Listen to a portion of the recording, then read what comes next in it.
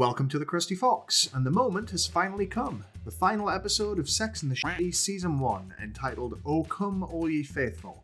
That's the one full of church stalking, nun-based PTSD, and teeny tiny todgers. But before that, last episode I asked you whether Carrie's concern over her trouser trumpet was understandable. Commenter Fiery Euro Chick reluctantly said yes, based on Carrie's admission that she goes so far as to pose around Big. Unless, of course, those poses were just a way of contorting herself to avoid any more escapees from her prison purse.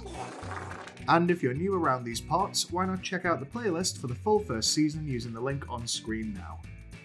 We open on Miranda, who has been dating Thomas, an up-and-coming playwright and up and out of bed for a shower immediately afterwards sex partner.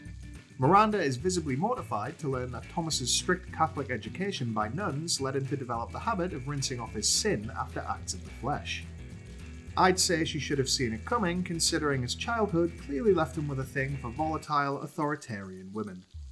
Miranda tells Carrie that Catholic men should wear a sign to warn potential dates, which is rich coming from somebody who's only ever one crossed word away from eviscerating every man within arm's reach.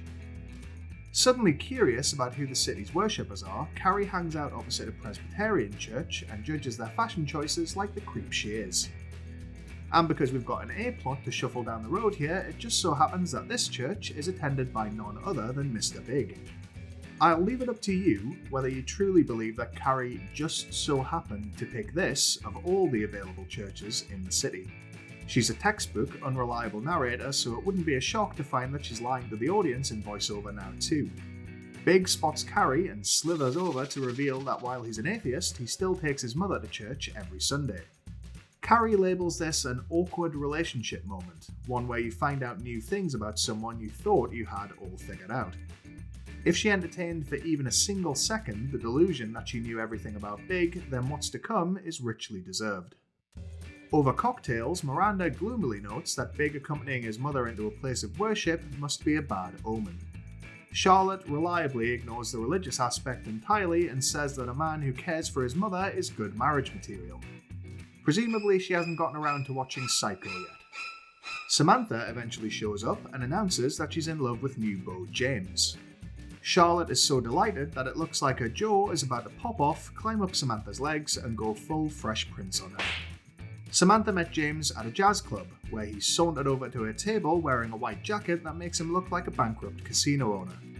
He later feeds her half a Krispy Kreme donut, and as far as we're shown, that's apparently enough for Samantha to think relationships aren't a complete waste of time. She's so into James that she's even waiting before taking him to bed. Charlotte's happiness for her friend is short-lived, however. She realises that this means that Samantha might actually get married before she does, and going off the look on her face, she'd rather someone had run through the doors at full speed and drop-kicked her in the clam pot. In response, Charlotte goes off the deep end and books a reading with Psychic to the Stars and Noni. Charlotte has a very specific question to ask of the world beyond the veil. When will she get married? If I were getting bothered in the afterlife by this kind of trivial rubbish, I'd be inclined to mess with her regardless of what the truth is. It looks like the spirits chose instead to mess with the crew of the show itself, as a boom mic floats in and out of shot above Noni's head throughout the whole reading. As it stands, the cards laid out before Charlotte inform her that she won't be walking down the aisle. While Noni obviously thought she had a normal client on her hands, Charlotte's immediate nervous breakdown at the thought of never becoming a Mrs. corrects that misassumption in record time.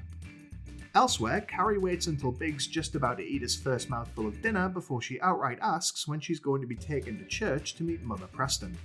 He successfully deflects her inquiries by offering a trip to the Caribbean, though it's obvious that his reluctance to have his mother meet the woman he's dating is going to be a problem that Carrie's magpie materialism won't mask forever.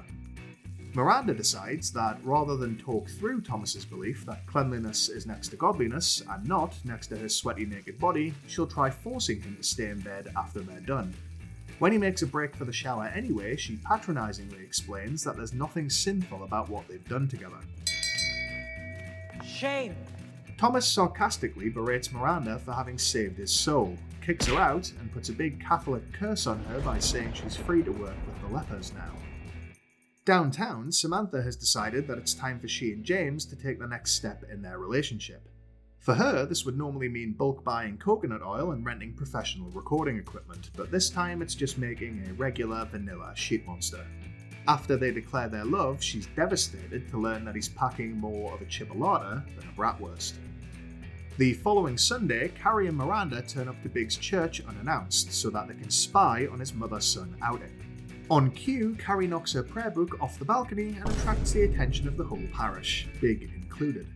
Rather than leave like she planned to, and arguably should have, to await any later recriminations, she chooses to lurk by the door after Mass for the reigning Motherboy champions to show up. When she finally gets the introduction she's been craving, Big deals her the double blow of referring to her as his friend and clearly not even having mentioned her to his mother in the first place. While this cringeworthy situation is, as usual, mostly her own doing, I will admit that the little carry she tries as Big's mother walks away is genuinely heartbreaking. Then we're straight back into nobody's in the right territory. Carrie turned up to spy on Big and forced a family meeting he clearly wasn't comfortable with, and he compounds his awkward friend zoning by saying that his mother doesn't need to meet another girlfriend and would only do so when he's sure about her. Since I refuse to believe that anybody really acts this way, what's left is that the writers needed Big to really go nuclear with how badly he screws this up.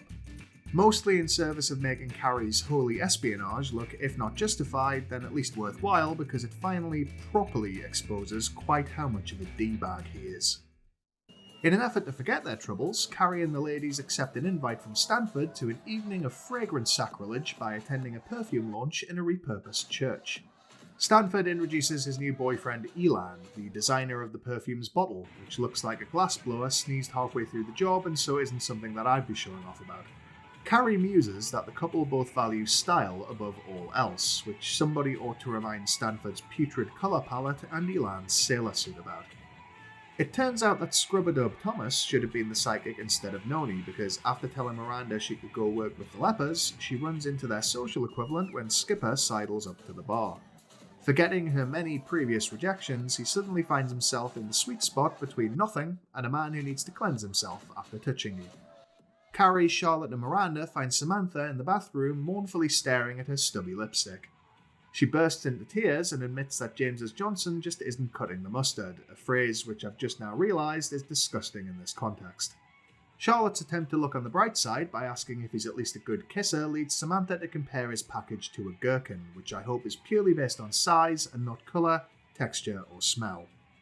Back at the bar, Miranda invites Skipper to come home with her. His pathetic disbelief that she'd let him stay a whole night would be a warning klaxon in the ears of any other man, but not Prince Fedora, so off they go.